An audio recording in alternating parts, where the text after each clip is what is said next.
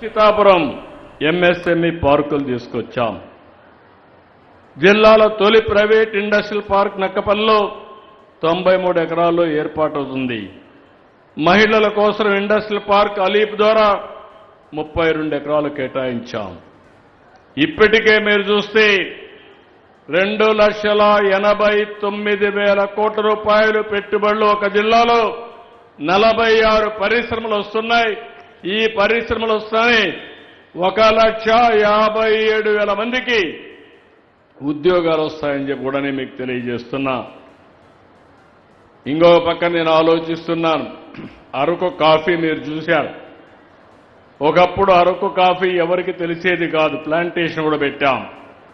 ఈరోజు అరకు కాఫీ ప్రపంచవ్యాప్తంగా బ్రహ్మాండమైన కాఫీగా తయారైంది, పాపులర్ కాఫీగా తయారైంది.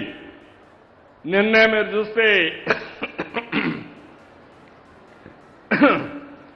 మహేంద్ర కంపెనీ ఆనంద్ మహేంద్ర ఆయన నాంది ఫౌండేషన్ రన్ చేస్తాడు. నేనే 96-97లో పెట్టాను. ఆ ఫౌండేషన్ పెట్టిస్తే అంజిరెడ్డి గారు ఆయనకు అప్పచెప్పారు. ఆయన ఇటీవల కాలంలో అప్పట్లోనే ప్రారంభించాం అరకు కాఫీని ప్రపంచవ్యాప్తంగా పాపులరైజ్ చేయాలని.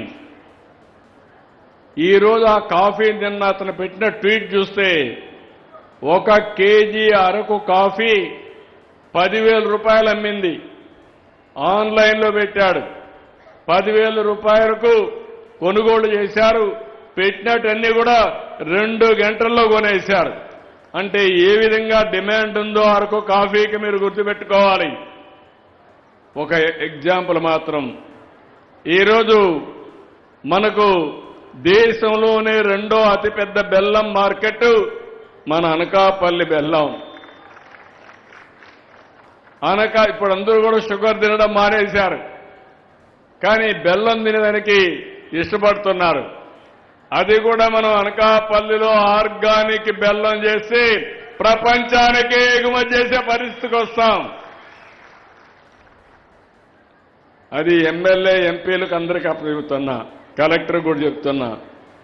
ఎప్పుడు కూడా మనం చేయాల్సింది చేసే పని మామూలుగా చేస్తూ బాధపడుతూ కూర్చుంటే మనల్ని ఎవరూ కాపాడలేరు.